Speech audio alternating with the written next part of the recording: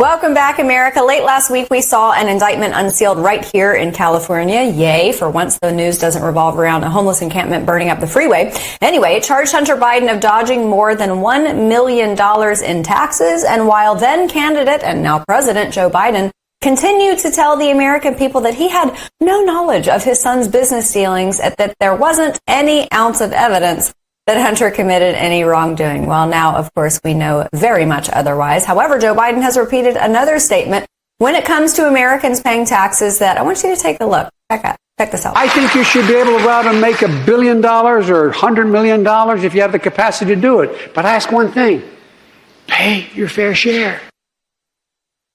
First of all, the creepy whispering is just a little too much. But pay your fair share. So lecturing all of us to pay our taxes, it seems like his own son couldn't follow instructions per the U.S. tax code. And tonight, we have the perfect next guest for this ongoing conversation. Seamus Bruner is a director of research at the Government Accountability Institute and the author of a few of my favorite books, including his most recent Control Oligarchs: Exposing the Billionaire Class, Their Secret Deals, and the Globalist Plot to Dominate Your Life. Seamus, welcome back to the show. Good to see you. Hey, Amanda. It's good to be with you. It's good to see you. So obviously that was a somewhat recent comment, but Joe Biden actually campaigned on going after tax cheats. When he was out there on the campaign trail, alleging or pledging to hammer down on these folks, do you think that he was including his son? It's unbelievable. And it's good to see some justice, the wheels of justice turn slowly, but it's really infuriating. I know the News Not Noise viewers pay their taxes. Some people pay around 25%. What that means is you are working 3 months out of the year to fund the Biden agenda, whether that's the crony handouts via the Climate Slush Fund and the Inflation Reduction Act, or the payments, ongoing forever payments to Ukraine. You're paying for that 3 months out of the year. But Hunter gets to dodge his taxes, at least for years. And what does he spend the over $1 million he dodges it on? Prostitutes, drugs, pornography, veneers. And so it's really an outrage. Seamus, it really is remarkable. And people who watched your great reporting over the last 4 or 5 years knew all this. The media seems to have suddenly got hit in the face with, like, oh my God, where'd this come from? The indictment that came out was not only a repudiation of Joe Biden, but also the media, who tried to portray a lot of the things in this indictment originally as conspiracy theories. Mm-hmm. Yeah, that's right. I mean, they're shifting excuses. Started with conspiracy theories, as they often do. That shuts off the logic center in a lot of people's brains. We're like, oh, if it's a conspiracy theory, I better avoid it. Eventually, they had to actually answer for it. And so Joe Biden said, well, I've never talked business with Hunter. Then he moved to, well, I've never met with Hunter's business partners. He said Hunter never took a penny from China. And it's been one lie after another.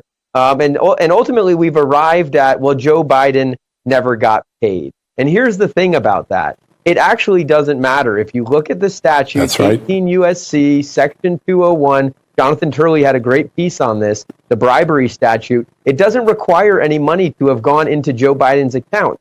Now, we know that there were a stream of benefits to Joe, but again, it doesn't matter. It says anything of value for any official action. So the thing of value would be the $1 million a year Burisma paid to Hunter.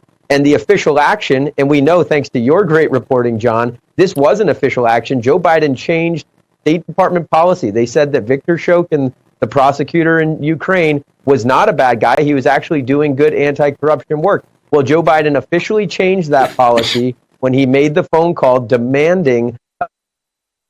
I think we lost Seamus. I think we may have lost Seamus there. Hopefully we'll get him back. He was making a really important point there, Amanda, when knowing that Joe Biden was taking official actions to help his son, whether it was meeting with some of his clients at the National Observatory or at the restaurant, or when he fired Viktor Shokin after the Justice Department, State Department said, hey, he's doing a good job, they deserve the $1 billion. He called an audible. That's the new word, the Washington Post said. And he changed that policy. I think we got Seamus back. Let's see if we can bring him back into the show. There he is. We lost you for a second, buddy. So you were making a very important point about Joe Biden changing policy when he leveraged the $1 billion to fire Shokin. Go ahead and continue. Well, sure. I mean, we've never seen it before. We've never seen a vice president go out and leverage U.S. taxpayer money to get a prosecutor general fired in some faraway region like Ukraine. I mean, that's just odd in and of itself. And we knew that. You knew that, John. We've seen it.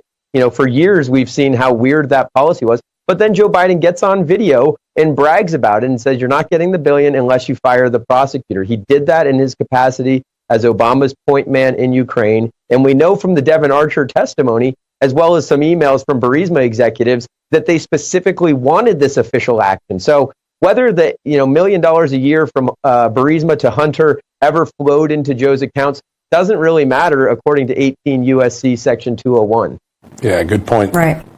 Yeah. I wanted to ask you, these over $1 million in unpaid taxes, when you consider how much income that would be, it's a huge amount that I think a lot of Americans can't even relate to. But I think that a lot of Americans at the same time have already formulated an opinion about USA David Weiss. And it dates back to that sweetheart deal and, of course, the mixed messaging between he and Merrick Garland regarding whether he actually did have charging authority. But lo and behold, here in California, these charges come out. But with respect to the gun charges, the sweetheart deal, with respect to these 9 charges, 6 misdemeanors and 3 felonies, there still seems to be a very deliberate, first of all, over 50 pages of explanation. John and I were talking about this last week. It is over narrated, and I think that that's probably a little bit of overcompensation for the past indictments.